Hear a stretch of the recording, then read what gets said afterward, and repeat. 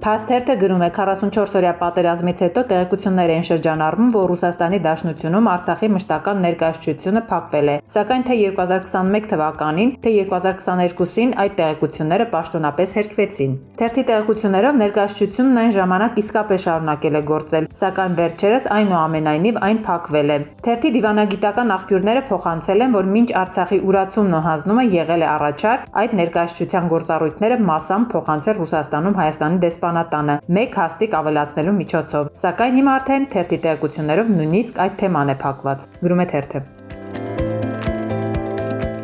Հրապարակ թերթը գրում է զինված ուժերի բարձրագույն եւ ավագ սպայական կազմի հերթական ատեստացիայի գործընթացը պարզում է վերահսկում է պաշտպանության նախարար Սուրեն Պապիկյանի հարսանիքի խաչեղբայրը Ազատ Բաշին Արմեն Ղալեչյանը, որը չի ծառայել բանակում, բայց որսորդական համազգեստով գլխավոր շտաբի պետ Էդուարդ Ասարյանի կողքին նստած ամենապատասխանատու գործառույթն է իրականացնում, վերահսկում է ատեստացիան։ Եթե անգամ չի վերահսկում, ապա ներկա է զինված ուժերի բարձրագույն սպայակազմի գիտելիքների ստուգմանը։ Այս փաստը վրդովմունք է առաջացրել ճանապարհանցած զինվորականները դա համարում են անարգանք իրենց նկատմամբ, քանի որ բանակի հետ կապ չունեցող մարդուն վերակացու են կարգել իրենց։ Ղալեչյանը մինչ պաշտպանության նախարարություն տեղափոխվել է, եղել է Երևանի ավականու Իմ քայլը խմբակցության անդամ, իսկ Պապիկյանի տարածքային կառավարման նախարար եղած ժամանակ աշխատել է նախարարությունում։ Պապիկյանը նրան իր հետ տարել է պաշտպանության նախարարություն։ Առհասարակ Պապիկյանն իր բազմաթիվ ընկերներին ու ազգականներին իր հետ համակարգից համակարգ է տեղափոխում, ազատվող հաստիկներին նշանակում մերձավորներին, իր ազդեցությունն ընդլայնելով։ Ղալեչյանի անունը բազում աղմկահարույց պատմություններում է շրջանառվել։ Մի քանի տարի առաջ նա Ծիրանիում ռազմորկայի էր մասնակցել, իսկ իշխանափոխությունից առաջ հրապարակային ծաղրել էր Աստվածաշունչը եւ խաչը, համարելով, որ խաչ համբուրելը հակահիգիենիկ է,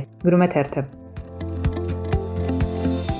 Հրապարակ թերթը գրում է հասարակական քաղաքական մի խումբ գործիչներ քննարկում են Նիկոլ Փաշինյանին անվստահություն հայտնելու գործընթաց կյանքի կոչելու հարցը։ Վերջին օրերին տարբեր ֆորմատի քննարկումներ կան այս հարցով։ Որոշ ուժերի միջև բանագնացի դեր է խաղում Էդգար Ղազարյանը, որը հանդիպել է երկրորդ եւ երրորդ նախագահների Բագրատ Սրբազանի այլոց հետ առանձին քննարկել իմպիչմենթի հարցը, լսել նրանց կարծիքները, գրում է թերթը։ Ժողովուրդ օրաթերթի տեղեկություններով Սյունիքի մարզի ընդհանուր իրավասության դատարանի որոշմամբ Սյունիքի նախկին մարզպետ Սուրիկ Խաչատրյանի Լիսկայի որդին Տիգրան Խաչատրյանը 4 տարի 3 ամիս ազատազրկման է դատապարտվել, գրում է թերթը։